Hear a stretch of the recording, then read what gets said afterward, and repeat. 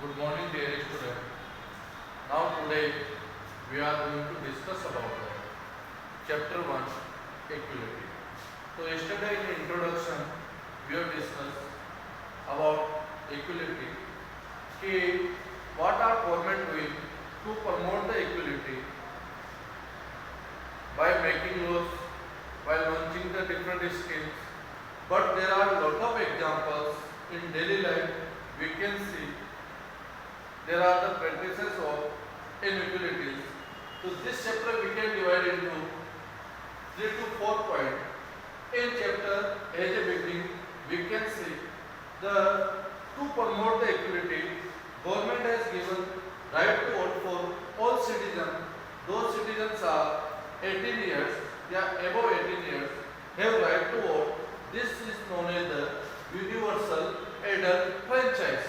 So later on we will discuss about equality in Indian democracy or not. Okay. So there are different examples given in your book. One is related to Kanta. There is the hierarchy between the poor and rich persons. So there is the inequality between the economical status on the basis of economical background. Another we have seen the revision in this chapter about the Muhammad Ansari. Due to the religion-based discrimination practices going on in India. Third example, Om Prakash Valmiki, we have seen caste-based discrimination is going on. Or another one thing is comes regarding our dignity, self-respect. So many times we feel that self-respect also ignored by the government, sometimes by societies, by communities or by citizens. Okay. So there are many people who may be the poor or maybe belong to different caste, different region or area.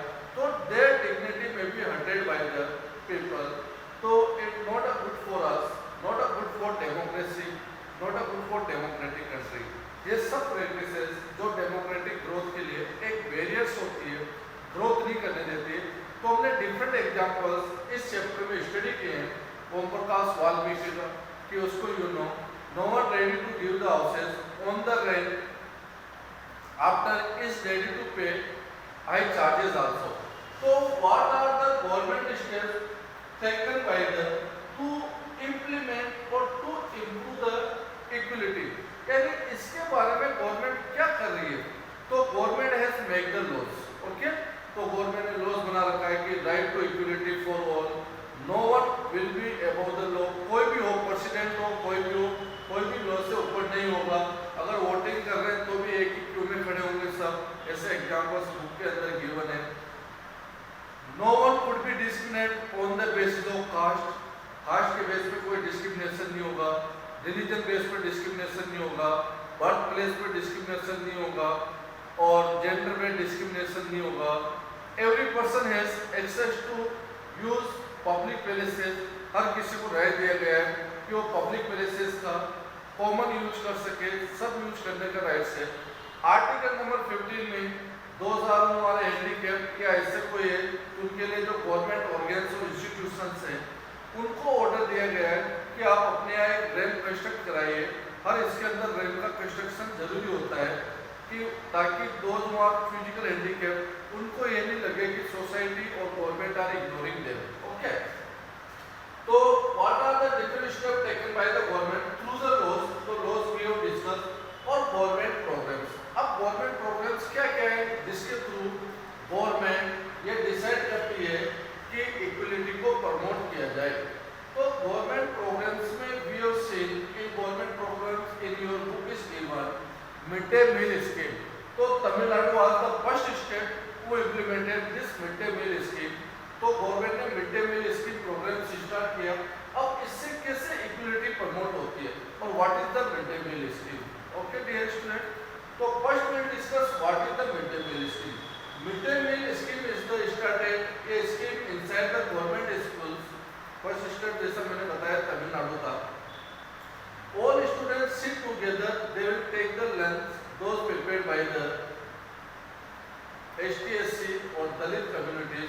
ऐसा भी provision है ताकि उनको promote किया जा सके, equality को और डिस्क्रिमिनेशन को रिड्यूस किया जा सके.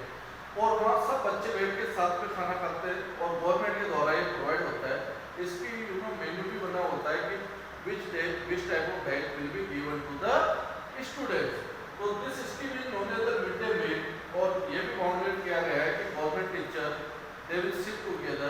और वो भी वही खाना लेंगे जो बच्चों के लिए बनाए, पहले उनके द्वारा टेस्ट किया जाएगा। तो this scheme is known as the mid day meal. अब कैसे ये प्रमोट कर रही है और इसके what are the benefit of this scheme. तो in this scheme when all students will sit together, so there will be no such ideas or maybe thoughts come inside the student कि he or she maybe belong from which caste, which community, which religion। सब एक साथ बैठ के खाना खाएंगे तो equality promote होगी, डिस्क्रिमिनेशन कम होगा। सेकंड, गवर्नमेंट स्कूल में ये सबसे ज़्यादा कंप्लेन की देयर आर मेनी स्टूडेंट जो लंच के लिए जाते हैं और वापस रिटर्न नहीं आते, तो नेट अटेंडेंस रेशो जो होता है, यानी 7 इयर्स के एबव कितने बच्चे स्कूल को अटेंड कर रहे हैं, above 7 years how many students who are attending the school, this is known as the net attendance ratio। तो ये रेशो इंडिया में कम होता जा रहा था, तो इसको कैसे प्रमोट किया जा सके।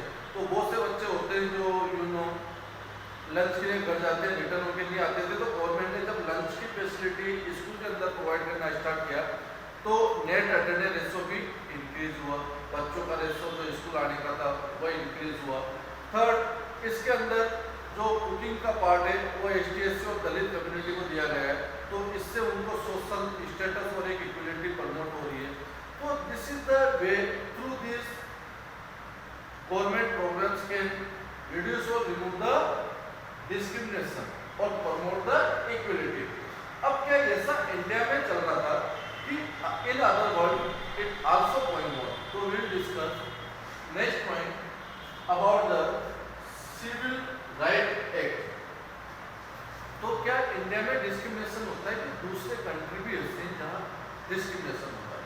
तो हम ये पॉइंट डिस्कस करेंगे रिलेटेड टू अमेरिका। ओके, तो अमेरिका में क्या है बेटा कि America earlier also part of colonial country. अब कॉलोनियल क्या होता है, ऐसे कॉलोनियल कंट्री उसको बोला जाता है जहाँ दूसरे कंट्री ने उस पर रूल किया हो या एक ट्रेड किया हो या वो उसके अंदर एडमिनिस्ट्रेशन पार्ट रहा हो। ओके, जैसे इंडिया है तो British were rule on us, British ने हम पे रूल किया था, श्रीलंका पे किया था, चाइना पे किया था, लाइक दिस। तो एजिड अमेरिका भी ऐसा ही कंट्री था जहाँ पे ब्रिटिश ने रूल किया। तो पहले क्या होता था, ट्रायंगुलर स्लेव ट्रेड चलता था। अब ट्रायंगुलर स्लेव ट्रेड में क्या होता था कि डिफरेंट कॉन्टिनेंट जो होते थे ना, वहाँ से जो अगर सपोज अमेरिका है, अब अमेरिका की पॉपुलेशन कम है but comes under the British. तो अफ्रीका में इनकी कॉलोनियल कंट्री, अफ्रीका कॉन्टिनेंट में, इंडिया में जो कॉलोनियल कंट्री, तो यहाँ से स्लेव यानी स्लेव ट्रेड चलता था। स्लेव जो होते थे गुलाम वर्क करने के लिए जो लोग होते थे जो इनकी कॉलोनियल कंट्री से लेके आते थे बाई शिप ट्रांसपोर्ट के थ्रू, और अमेरिका में जाके उनको शिफ्ट कर दिया जाता था ताकि वो प्लांटेशन, टी गार्डन ऐसे वर्क कर सके। तो ये लोग जब यहाँ परमानेंटली सेटअप हो गए, सेटल हो गए, तो इनके जो फोर फादर्स और मे बी जो उनके ग्रैंडफादर ये रहे, तो वो क्या रहे अफ्रीकन, लेकिन जो उनके बच्चे वो तो नेटिव अमेरिकन सिटीजन्स हो गए, पर उनकी जो बायोलॉजिकल कलर, स्किन कलर, उनका फेस स्ट्रक्चर वो कभी चेंज नहीं हो सकता। तो in America there was the discrimination between the who were American और who were belong from the other countries। ओके, तो उनके बीच में डिस्क्रिमिनेशन होता था। तो this movement started by the Rosa Parks, ये lady name is given in your book, that is known as the civil rights movement. और after a long struggles finally she succeed और एक civil right act was pass in America 1964 और सबको importance दिया गया और discrimination और इस टाइप का लॉ बना दिया गया, there will be no such discrimination on the basis of skin colour और लाइफ। तो दिस मूवमेंट और this act is known as the civil right act movement. ये स्टोरी कहाँ से स्टार्ट हुई सिविल राइट मूवमेंट की, when she was journey inside the bus, तो उसने जब किसी अमेरिकन सिटीजन्स को बस की सीट देने से मना कर दिया, तो later on she started the revolution for a civil right movement. So this is known as the civil right movement or finally she succeeded pass a law in 1964 by American Parliament। So this is the important points and division of this chapter, how the government is promoting the equality, how the different in areas discrimination practices is going on। Thank you।